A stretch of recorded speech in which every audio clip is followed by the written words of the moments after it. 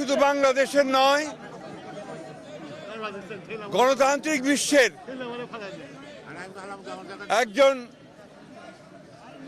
অনন্য রাজনীতিবিদ, যিনি গণতন্ত্র প্রতিষ্ঠার জন্য তার সমস্ত জীবন উৎসর্গ করেছেন,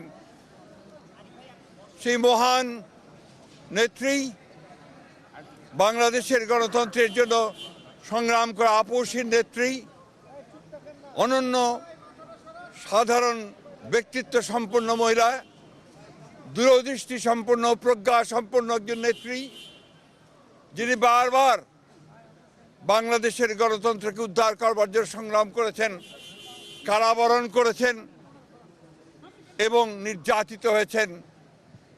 সেই অসাধারণ নেত্রী দেশনেত্রী বেগম খালেদা জিয়া আর আমাদের মাঝে নেই। আপনারা সবাই জানেন যে এই নেত্রী দীর্ঘদিন তার রাজনৈতিক জীবনের প্রায় সমস্ত অংশটাই তিনি গণতন্ত্রের জন্য সংগ্রাম করেছেন। সেই নেত্রী আজকে অসংখ্য লক্ষ কোটি মানুষকে কাঁদিয়ে চলে গেছেন। আগামীকাল তার জানাজা অনুষ্ঠিত হবে, দাফন হবে। জানাজার জন্য আমরা স্থায়ী কমিটি সিদ্ধান্ত নিয়েছি যে আগামীকাল দুপুর 2টায়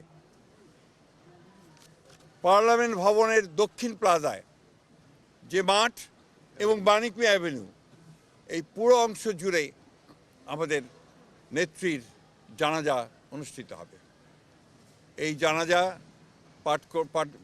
পড়াবেন আমাদের জাতীয় মসজিদের খতিব, অর্থাৎ বাইতুল মোকাররমের খতিব।